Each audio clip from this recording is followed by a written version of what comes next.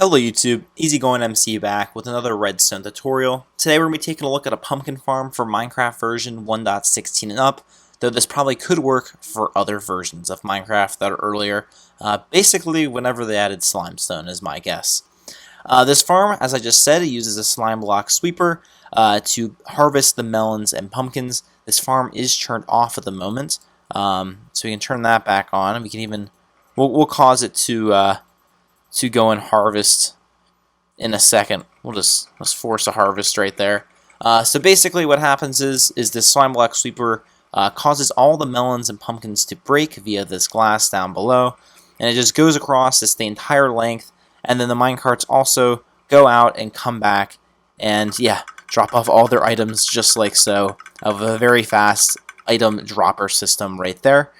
So this farm's very simple, and it'll go. The minecarts will get sent out again and get triggered another time after the slime block sweeper returns.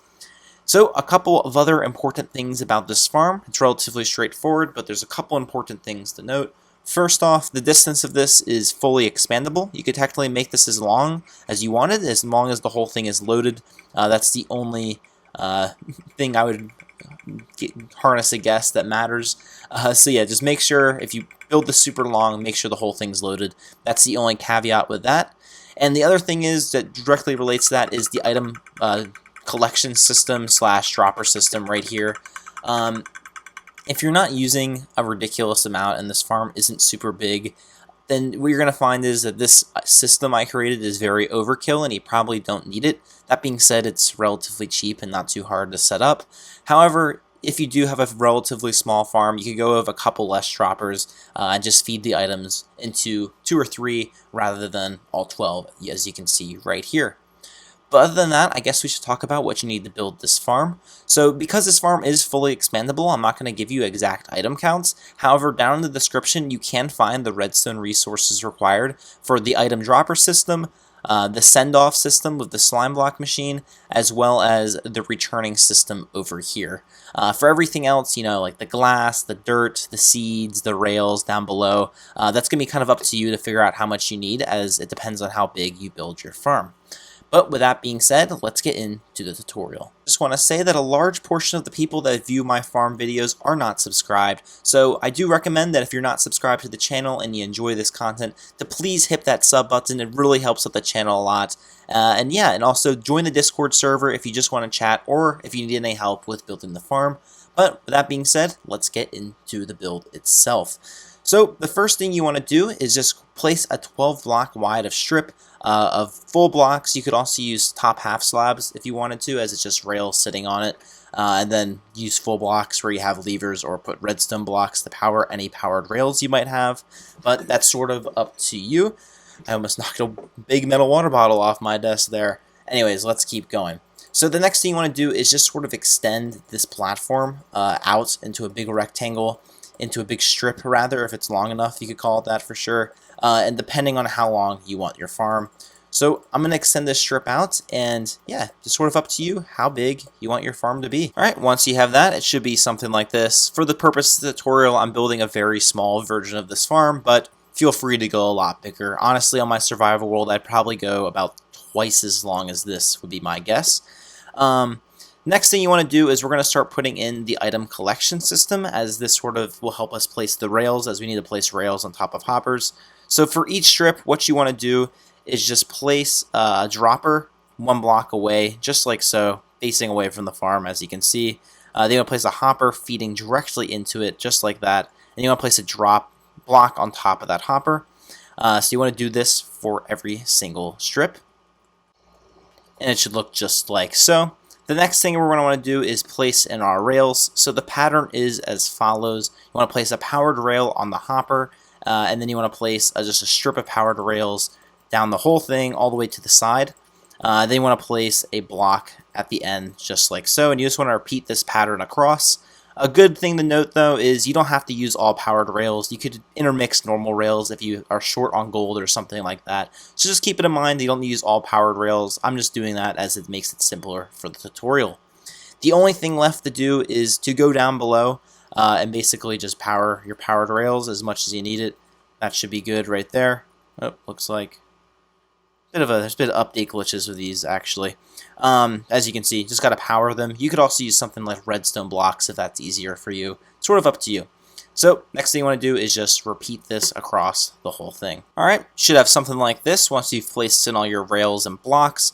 The next step is we're going to actually install this system right here. If your farm's not that big, for example, if it's like this size, you don't need a system like this. I'd recommend having maybe 2 droppers on each side, or maybe like an auto dropper on the left, right, and right, I flipped those in the middle. So 3 dropper system, 2 dropper system, but if it's really long, I think this is a pretty decent system all in all.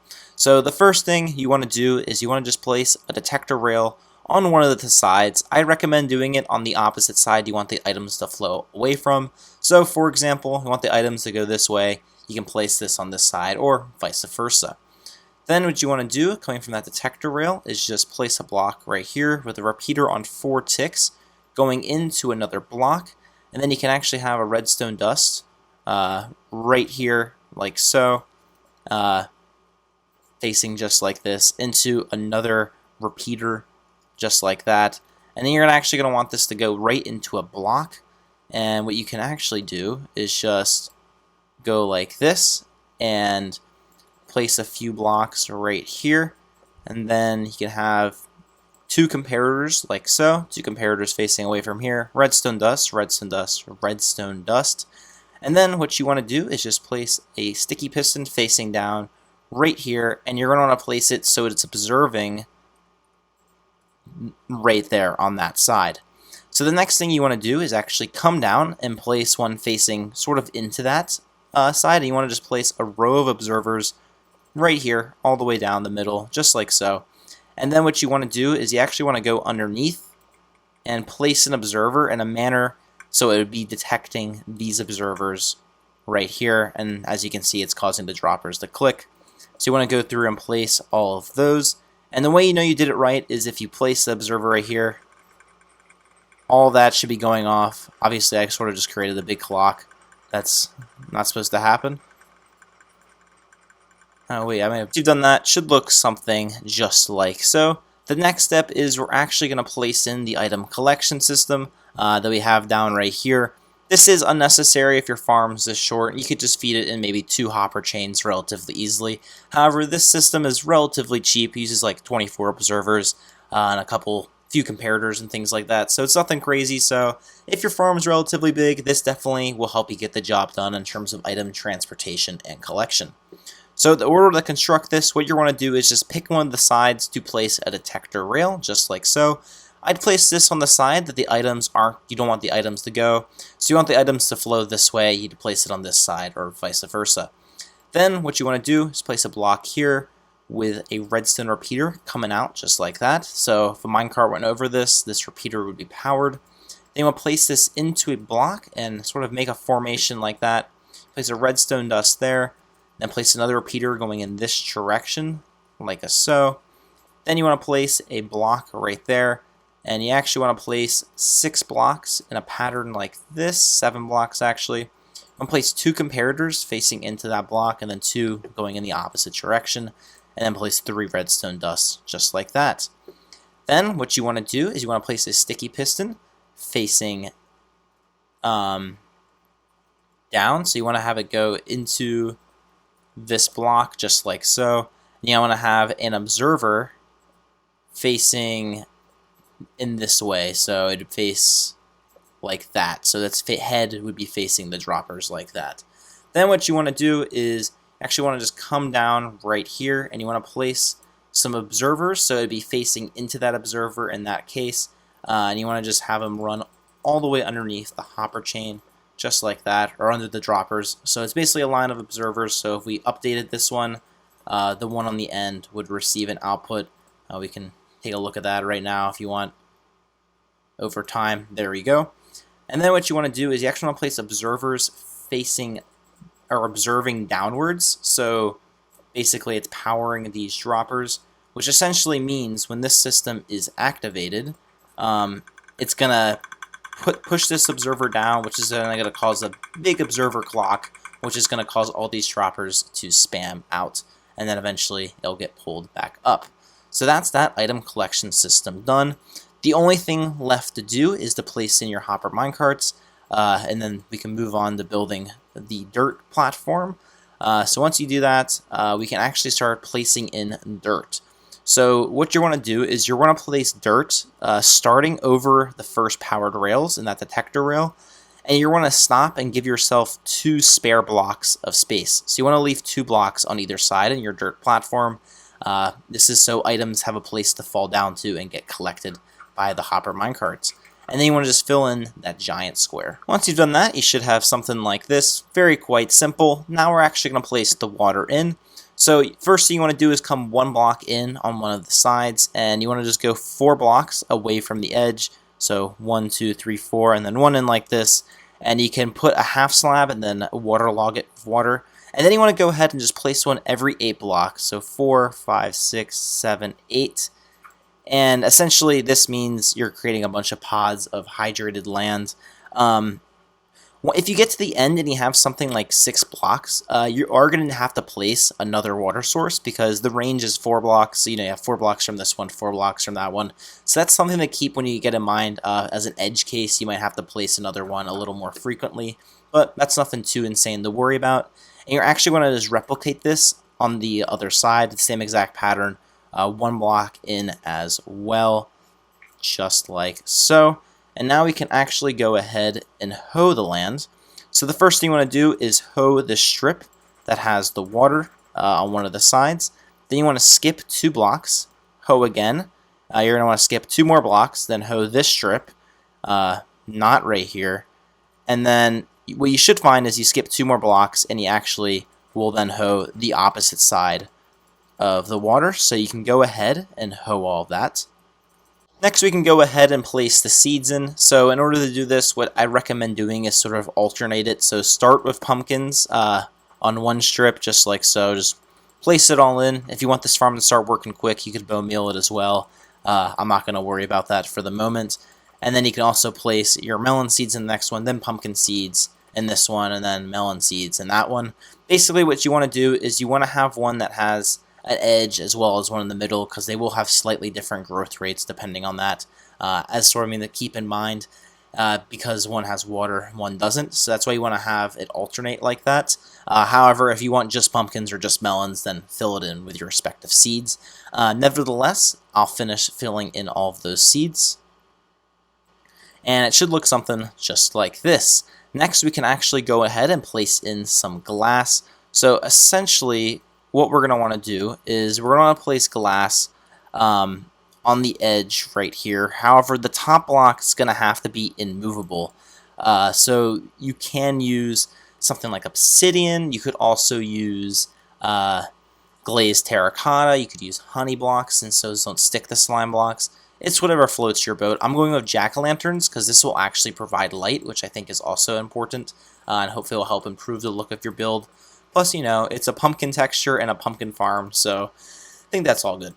So just do this on both sides, whatever movable object you want. Jack-o'-lanterns is my choice, but up to you. Next, we're going to place in actually the return system on the other side. So the first thing you want to do is, I'm just taking a look at that one last time, is you want to place a row of 7 blocks right here. So 3, 4, 5, 6, 7, and this specifically should be leaves. That's my block of choice since they don't stick. They can get broken, but that's not too big of a deal. And then you want to place actually 5 blocks in, just like so. And then you actually want to build that up by 3 blocks. So just like this, you're essentially creating a wall of leaves, just like that. And then you want to place a piece of obsidian right here. And you want to place an observer that's observing the terrain right there, just like so. And that is the back wall. Next, what you're going to do is place a block right here of a piece of redstone dust on top, and you want to place a trapdoor, just like so. Then what you can do is you actually can place a block behind the observer, and you can place a piece of redstone dust right there. And then what you can do is just pick it up like that, and then place 2 blocks right there. Redstone dust, and then repeater on 4 ticks, and this is the return system. The only thing left to do is I would extend your glass just like this, so you extend it on this side if you need to. You might also want to bring, the blocks down to fill in the wall, just like that, where it's exposed on this side. So on this side, you might have to do a little bit more. And there you go, that's the return system. The first thing you want to do is, once again, just extend your wall a little bit, just like so. We'll figure out the rest of that extension later. Next thing you want to do is start a wall of leaves right here. So that should be 2 blocks tall. Make sure you leave a 1 block gap for a future redstone line right there. Yeah, just go ahead and place all of this. The next thing you want to do is actually place in the slime block sweeper. So the first thing you want to do is you want to come to the middle 2 blocks. So that's right here, I believe. And you're going to place a slime block or a sticky piston right there, then a slime block right here, and then a sticky piston facing backwards right there. And I'm trying to make sure I'm lining this all up correctly, but that appears to be fine. Let me double check. Yes, sir. Yes, sir, it does. And then what you want to do is just actually fill in the slime blocks all the way down to the end of the line, just like so. Just go like this. Then what you can do is place a glass block there. You might have to dip underneath to do this. Basically, what we want to do is just place a glass block where there's going to be non-hydrated soil. So basically, right there it appears. Yeah, so 1 block and then 2 blocks right here. And that's your slime block sweeper all complete. The only step now is to place in your observers. So you want to place observers basically on these respective blocks right here, observing upwards, so observing the air just like so. And yeah, that's your slime block sweeper done. Alright guys, moving on, the next step is to actually place an obsidian block right here behind this piston. Forgot that in the last step. The next thing you're going to do is you're going to place a block right here. Repeater on 4 ticks. We're going to do the circuit backwards. Block here, another block, and then a redstone dust. This is a monostable circuit, so if you power this, then it yeah, sends a single pulse out. The next thing you want to do is you want to place a little section of blocks right here. It's going to be like, I think this size about roughly. And then what you want to do is you want to place 2 hoppers going into each other right here, so facing into each other like so. This is the etho hopper clock we're building right now. Then you want to place a comparator output on this side, and then redstone dust here, and you want to place a sticky piston right there. You want to place another sticky piston right here and a redstone block there. Then you want to come out, place another comparator, place your blocks, and then a piece of redstone dust right there in the cross formation. Then what you want to do is you're actually want to get a lever as well as a trapdoor. So first thing you want to do is you can just actually lock this hopper. You may need to place a block next to it. Yeah, place a block next to it, then you can place a lever right there, and that'll actually lock the hopper. And then what you want to do is you can lock it if you want to keep it off the start, and just place in, I usually go, it depends on the size of your farm, but I would say about 5 stacks of items in there, and that means your farm is ready to go. As soon as you turn this thing on, the items will start flowing over there, and it will work. However, we're going to leave it off for now. So the next thing to do is you just want to place a trapdoor on top of this. This will actually trigger your flying machine. The farm is almost complete at this point, but this is a good tester. We should see that that gets back, and then it flips the other direction. No leaves should have been broken, and as you can see, it comes back. So we're almost done with the system. We just have one more thing to do. So let's finish up the item collection. Alright, so the last thing we're actually going to do is we're going to place an observer observing this block right there, as you can see. And then you actually want to funnel this into a block, and you can actually drop this down just like so. So you get some redstone dust, redstone dust. You want a repeater on 4 ticks right here, and then you just want a row of redstone dust. And this will essentially cause, when the flying machine goes by this, what we're actually going to see is, so we can simulate it with that, we'll see that all of the minecarts go, and then, yeah, the whole system functions in that manner. There we go. So that's it. There's one more step that I'm going to do for this system. We can just put the water stream in real quick. So I'll show you guys how to do that, and then the farm will be complete. So to do this system, the first thing you want to do is just place a row of blocks right here. We are going to need some ice throughout this whole thing. And then what you can do is sort of just surround it with glass to start, just like so. You're actually going to drop this down one block, my apologies. So drop this one block, so you want to have them lined up with these observers rather right here, just like so. And then what you want to do is you can actually surround this with glass. So you can surround it and build this up too high for now. And then what you want to do is basically you want to just place your water, and then when it gets to the end, you're going to place an ice block right here, and then you can put a slab just like so. And then you're actually also going to need a sign real quick. And you can place a sign right here, and then place your next water source here. Oops, I accidentally filled that in. You should place it on the dropper so it flows down like so. This means that anything that comes out of this dropper won't get caught on the slab.